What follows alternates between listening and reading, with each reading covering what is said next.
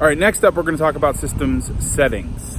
So at any place inside Axis, in the upper right-hand corner, there is your name and then your company name.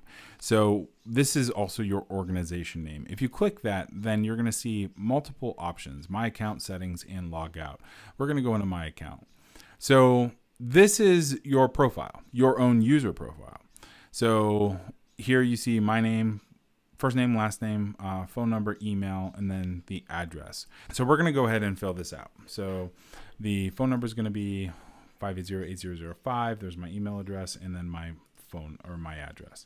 We're going to click save, and then it saves to the profile. So now, as a user, if we do a click to call integration, Access is going to call that phone number as me, and then the prospect phone number as the prospect. Underneath user management, you can go in and add additional users. So the free and the standard plan have no additional users. The pro plan has 1 additional user, and then the team plan has 5 additional users. To add a user, you would just click the new user tab, add their first name, last name, email, and phone number. Say whether, what they are. Are they owner, admin, manager, or user, which defines their access permissions. Then you can give them access to certain components. So if you have a user who only should have access to analytics, then you would just disable the rest of this. Or a user who has, or maybe a admin who can do everything inside the CRM, then you would just toggle the CRM switch. So when you hit save, then it's going to invite that person. It's going to send them an email.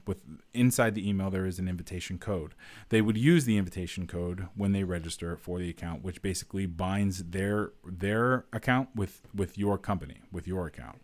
So in that way, you can add users. Then underneath account details is where the API keys for Zapier live.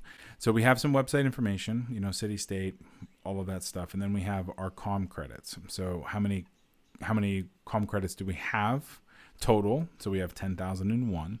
How many have we sent? 41. Or how many have we used? And this renews monthly. Then down below we have our API keys. So the API keys are for Zapier at this point. So when you enable the Zapier integration, as you can see, there's no setup. However, inside of the settings tab, if we go into settings, we will see that there is an API key here. So if you generate the API key, then your key is what you would use inside Zapier. So when you go to integrate Zapier and set up Access for the first time, it's going to ask you for an API key. The key that you need is right here. So you would paste this into Zapier, and then inside Zapier, you can connect, Basecamp and Access, or Access and Slack, or however you want to set up, that integration.